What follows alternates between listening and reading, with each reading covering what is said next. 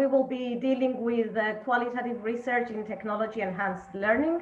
My name is Nicolaou from the Language Center of the Cyprus University of Technology, and together with my colleagues Maria Victoria Soule and Antigoni Parmaxi from the CUT, and together with our partner Laia Albo from the Universidad Pompeu Fabra in Spain, we will be discussing this topic today. Here is a brief outline of this webinar. We will begin with an introduction to qualitative research. We will talk about data collection, qualitative data analysis, and then we will get to the more technical aspect of this approach, and we will discuss computer-assisted qualitative data analysis, followed by an introduction to NVivo.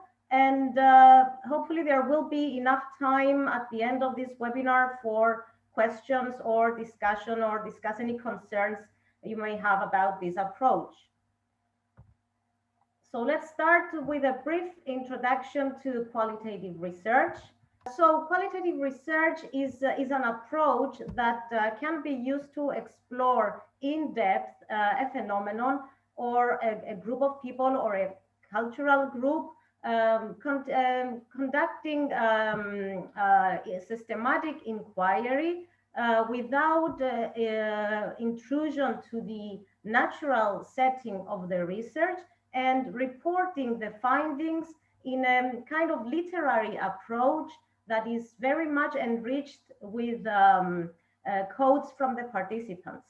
So we are borrowing Saldanha's definition here. So qualitative research is an umbrella term for a wide variety of approaches and methods for the study of natural social life. The information or data collected and analyzed is primarily, but not exclusively, non-quantitative in character, consisting of textual materials such as interview transcripts, field notes, and documents, and or visual materials such as artifacts, photographs, video recordings, and internet sites that document human experiences about others and or oneself in social action and reflective states. So it's important to note that qualitative research is paying particular attention to the experiences of the participants of the study.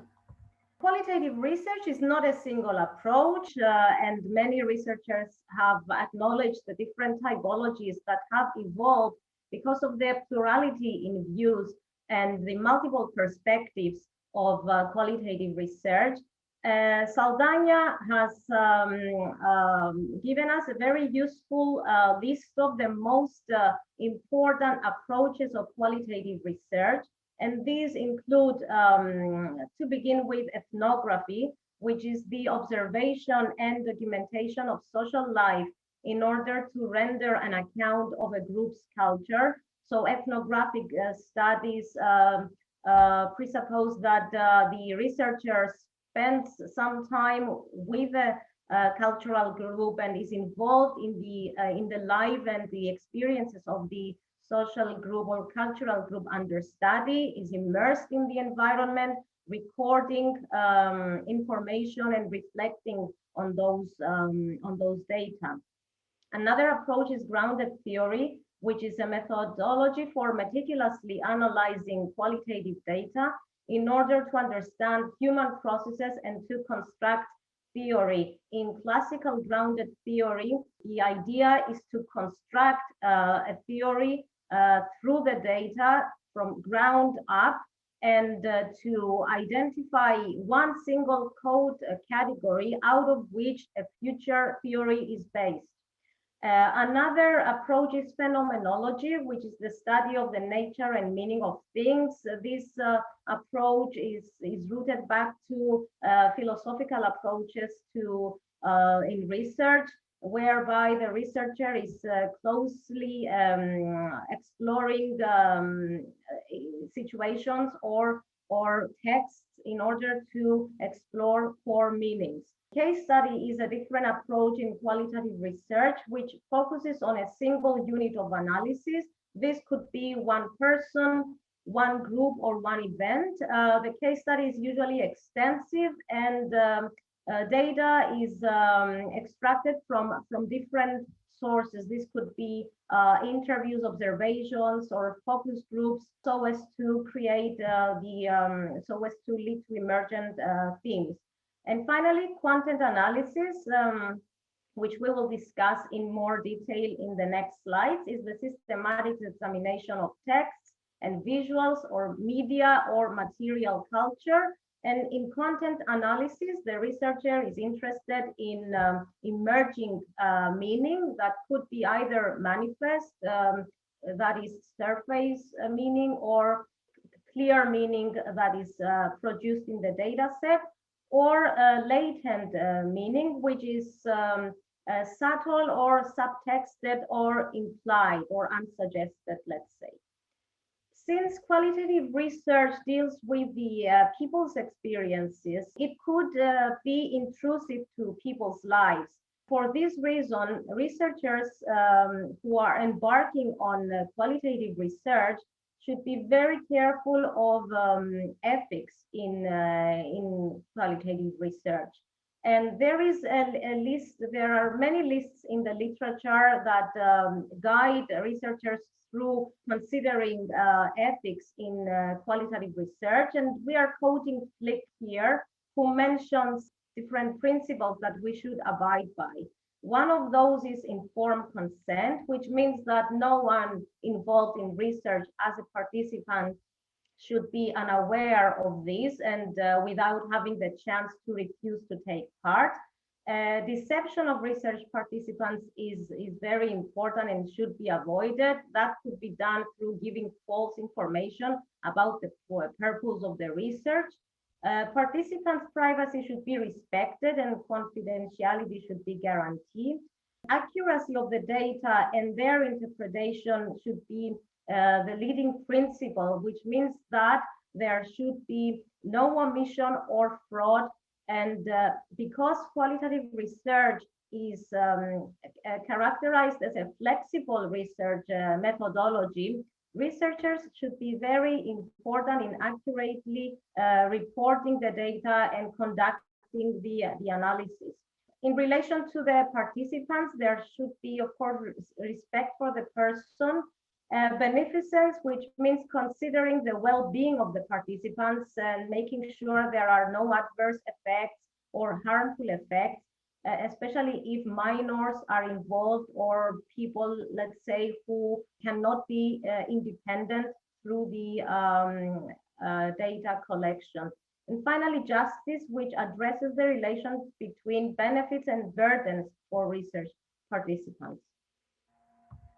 Moving on to the data collection processes in qualitative research.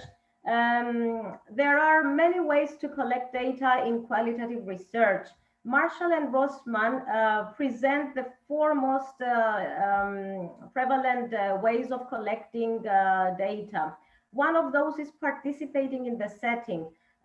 This is related to ethnographic research that was mentioned earlier, whereby the researcher is immersed in the context of the research, directly involved in the activities and experiences. Another methodology is observing directly, which means that the researcher is not involved in the activities of the study participants, but is observing all that happens in the study setting. And this could be done in a systematic way with using checklists, or in an unstructured way using pre-written field notes. The third data collection method is interviews, which is a dominant, let's say, data collection method. Interviewing in depth. This could be done in one-on-one interviews, collecting the experiences of one person, either one time or multiple times, or it could be done in a focus group whereby the researcher is collecting the collective experiences of a group, whereby discussions are taking place, exchange of ideas. And finally, analyzing documents and material culture. This could be documents such as in a literature review, or analyzing material culture, for example, TV commercials. As for sampling in qualitative research, the most dominant way of collecting the sample for the study is purposive sampling, which groups participants according to pre-selected criteria. This could be age, or let's say education, level of education, or marital status, which are relevant to a particular research question. In purposive sampling, the data could be collected along the way through the from the beginning of the study, and not in a linear approach. If the researcher feels that he or she needs more data, they could continue collecting data until saturation is reached, which means that new data do not bring any new insights to the research questions.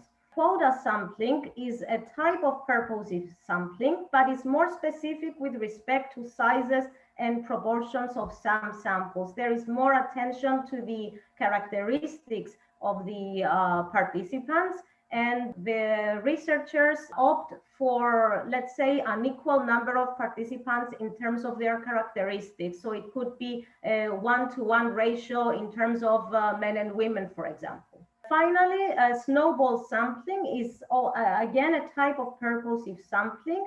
It's also referred to as chain referral sampling, and it's used to find and recruit hidden populations. So this kind of sampling recruiting strategy is very useful when the populations under study will not be identified through let's say open calls to participating in a research study, but they are more sensitive, let's say, groups, and they are referred to by other participants who have already been contacted by the researcher.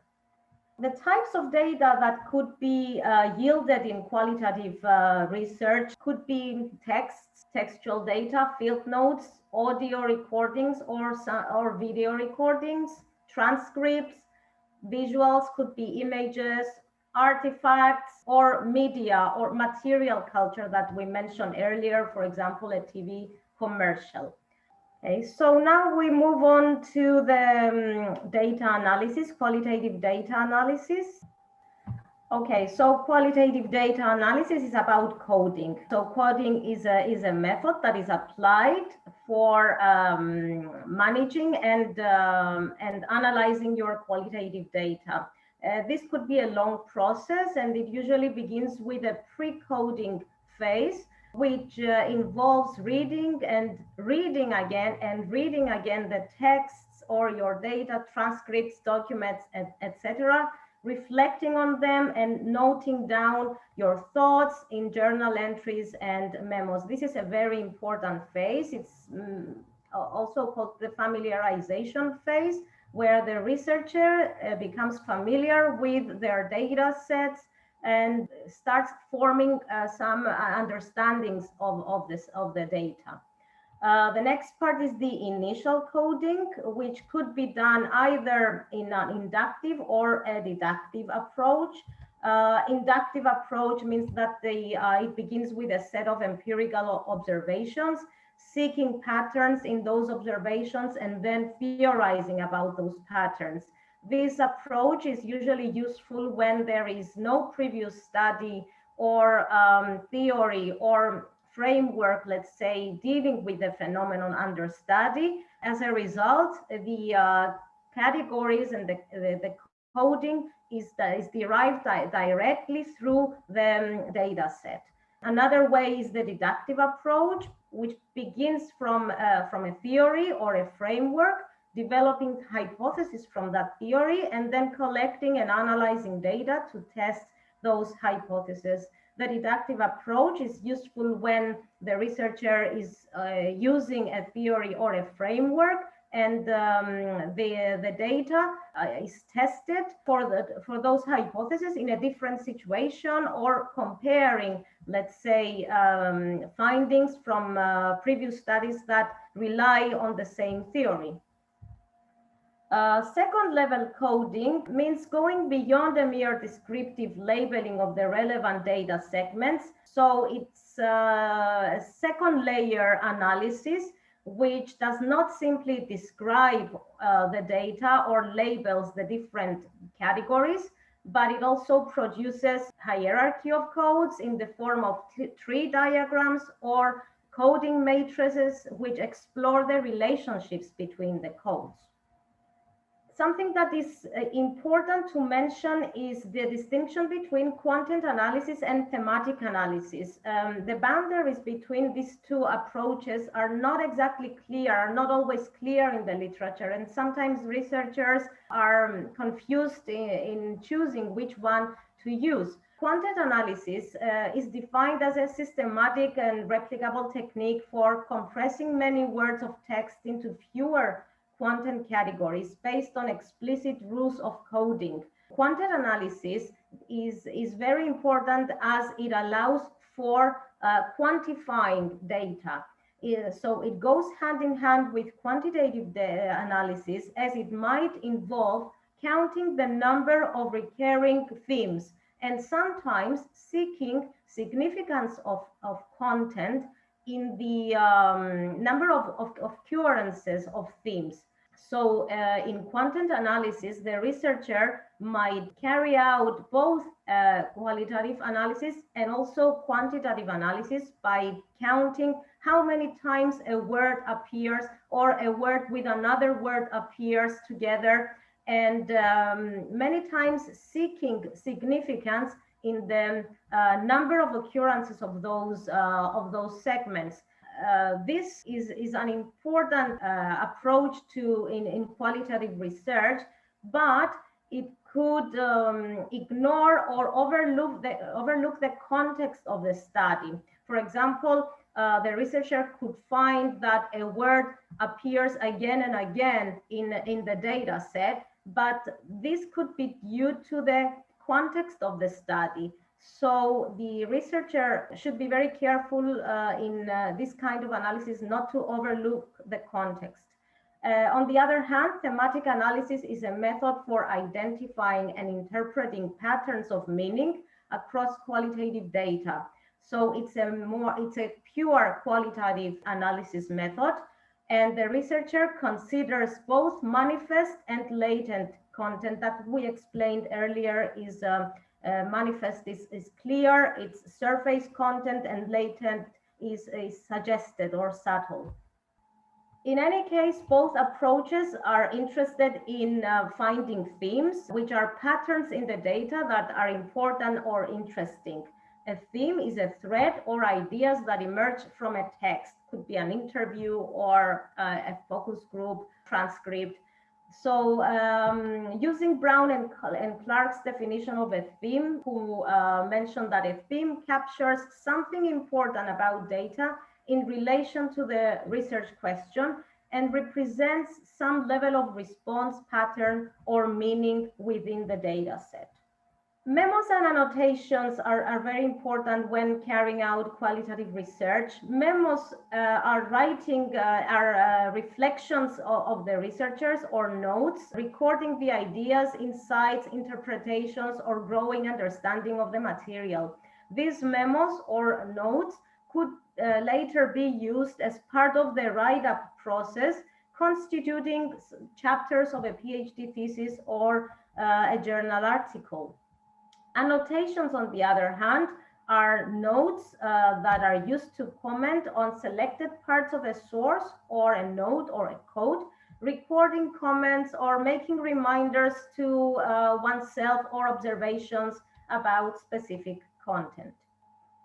Now my colleague Antigoni Parmaxi will go on to discuss how to avoid bias in qualitative analysis, and she will also talk about reliability and validity, which are very important constructs in qualitative research.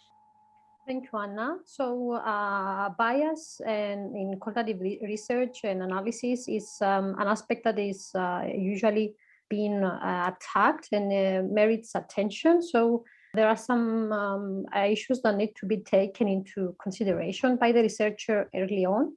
So involving at least two, but preferably three persons in every step of the data analysis process is useful, as this will help in calculating the intercoder reliability, whether in other words, the way that one person has coded the data is in agreement with another coder's coding. Creating a structured data analysis process is also necessary, as it will ensure that the data is processed in a thorough and efficient way. Also, reporting on the findings in textual form and using verbatim quotes as evidence will also make your arguments more concrete, and triangulating through a combination of several research methods is also a useful strategy to be followed. So when we refer to triangulation, we don't only refer to data triangulation, but to different triangulation methods or types. So starting with data triangulation is useful to use different sources of information for increasing validity, to employ investigator triangulation using several and different investigators in the analysis process, theory triangulation for using multiple perspectives to interpret a single set of data, methodological triangulation by using multiple qualitative or even quantitative methods to study a specific context, environmental triangulation by using different locations or settings or other key factors related to the environment to explore whether a specific setting can be applied in another setting as well. Time triangulation that takes into consideration the factors of change and process, and space triangulation that makes use of cross-cultural techniques to overcome parochialism of studies conducted in the same country. Now, when it comes to validity, Maxwell suggests that the term understanding is more suitable term than validity in qualitative research. That is the meaning that subjects give to the data and inferences drawn from the data that are important. 5 kinds of validity are highlighted here for exploring the notion of understanding. Descriptive validity, which highlights the accuracy of the account that is not made up, is not selective or distorted. Interpretive validity, that is the ability of research to catch the essence of situations and events. Theoretical validity, which refers to the extent to which the research explains phenomena. Generalizability, which elaborates on the theory, which is useful in understanding similar situations. And evaluative validity, which is the application of an evaluative rather than a descriptive framework. Now, when it comes to reliability, again, in qualitative data, the term is often replaced with terms such as credibility, neutrality, confirmability, dependability, consistency, applicability, trustworthiness, and transferability. To address reliability, one needs to take into consideration the stability of observations. So the same researcher makes similar observations in different time.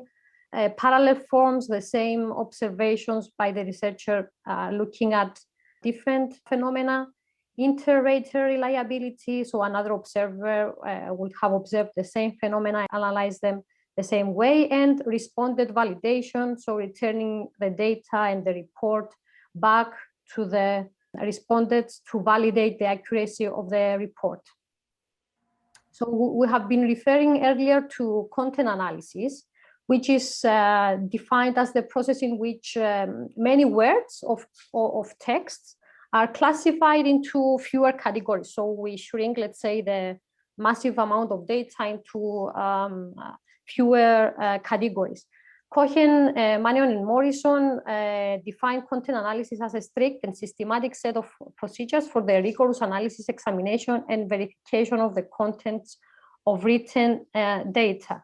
The question is, how does content analysis work? So we will go through the journey of content analysis here, starting with the first step, which is defining the research questions to be addressed by the content analysis. So this step includes identifying what one wants from the text to be content analyzed. In the second step, we define the population from which units of text are to be sampled. So the population here refers not only to people, but mainly to text, the domain of analysis. So the population might involve interview transcripts, conversations, artifacts, etc.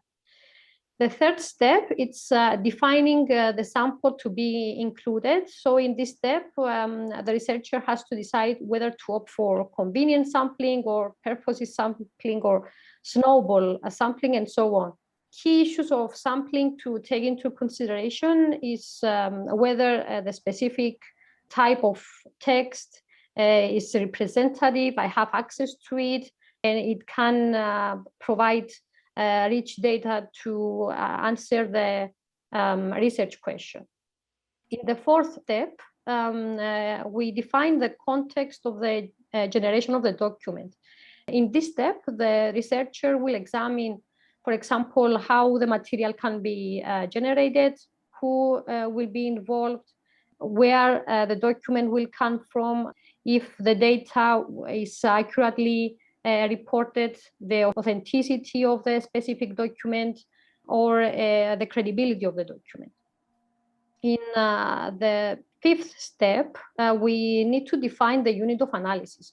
So this can be at many levels. For example, it can be a word, it can be a phrase, it can be a sentence, a paragraph, or a whole text. Krippendrop suggests 5 kinds of sampling units. It can be physical, syntactical, categorical, propositional, or thematic. The most, the criterion here is for each to decide the unit of analysis should be that the unit of analysis is as discrete as possible while retaining fidelity to the integrity of the whole. So each unit must be a fair rather than distorted representation of the context and other data. The researchers in content analysis either decide to have a row or a sentence as a unit of analysis, or to have several sentences that consist the same meaning. In the case of the second, it is useful to have a second researcher to do the segmentation, to define the unit of analysis and decide on the agreement before moving on to the sixth step, which is decide the codes to be used in the analysis. So codes can be at different levels of specificity.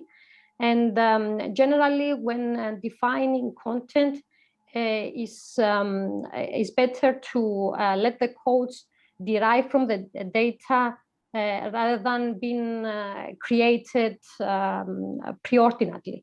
So a code can be a word or an abbreviation close to what is being described in the data set. So, for example, the code VR or virtual reality might refer to the use of the specific technology by a group or by a person. Codes should be as discrete as possible, and the coding should start as early as possible. And research has shown that 90 codes can be held in the working memory while going through data. Although clearly through this process, there is iteration and reiteration, whereby some codes that are used in early stages in coding might be modified subsequently, and vice versa, necessitating the researcher to go through the dataset more than once to ensure consistency. By coding up the data, the researcher is able to detect frequencies, so which codes appear more commonly, and patterns, which codes appear together or which links can be made between the codes. In the seventh step, categories, we construct the categories for analysis. So Categories are the main groupings of constructs showing links between the units of analysis. For example, a text that concerns the use of technology in a primary school class could have groupings such as positive reactions towards technology, negative reactions, and ways for improvement. The researcher at this stage will have to decide whether he or she will have mutually exclusive categories. This is preferable, but it's somehow difficult. And the generality, let's say, of other categories. The next step is actually conducting the coding and categorizing the data. So once the codes and categories have been decided, the analysis, the actual analysis can be undertaken. So this concerns the actual ascriptions of codes and categories to the text. In coding a piece of transcription, the researcher will need to go through the text systematically, line by line or by theme, and write a descriptive code next to the text. In step 9, conduct the analysis. So once the data have been coded and categorized, the researcher can count the frequency of each code or word in the text and the number of words in each category. As we said earlier, content analysis is different from thematic analysis as it involves the counting of categories and numbers. So at this stage, the summaries and the categories of data is an explicit aim, and there are researchers that actually go through statistical techniques after this stage with frequencies, priorities, and relationships to be calculated. The step of summarizing is a stage in which the researcher is in a position to write a summary of the main features of the situation that have been researched, and the summary will identify key factors, key issues, key concepts, and key areas for further research. And the process concludes with making speculative inferences, which is a very important stage as it moves the research from description to inference. It requires the researcher on the basis of the evidence to place explanation on the situation, to showcase key elements and causes of a situation, and requires from the researchers to return to the initial research question and generate theory, if that was the aim, or to elaborate on how the data fits into the initial theory. We are moving on to computer-assisted qualitative data analysis, and Maria Victoria Sule will take over from here.